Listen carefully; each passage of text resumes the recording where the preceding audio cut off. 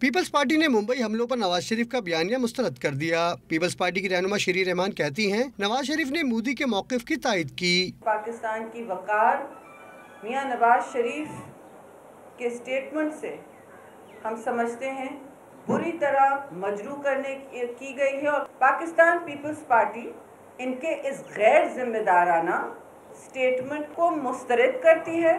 تحریک انصاف نے تو نواز شریف پر غداری کا مقدمہ چلانے کا مطالبہ کر دیا۔ بابا راون کہتے ہیں کہ نواز شریف نے ممبئی حملوں کا الزام پاکستان پر لگا کر بھارت نوازی کا ثبوت دیا ہے۔ میں مطالبہ کرتا ہوں پاکستان کی عدالت عظمیٰ سے نواز شریف کے خلاف فوری طور پہ ایکشن ہونا چاہیے، اور دوسرا میں مطالبہ کرتا ہوں، اور اگر یہ نہیں ہوا تو میں نے پہلے کہا کہ قانون کا دروازہ بھی کھٹکھٹائیں گے۔ شیخ رشید کہتے ہیں نواز شریف ملک دشمن بیانات دے کر احتساب عدالت کے متوقع فیصلے روکنا چاہتے ہیں۔ میں نے کبھی زندگی میں سوچا نہیں تھا کہ نواز شریف اتنی پستی میں چلے جائیں گے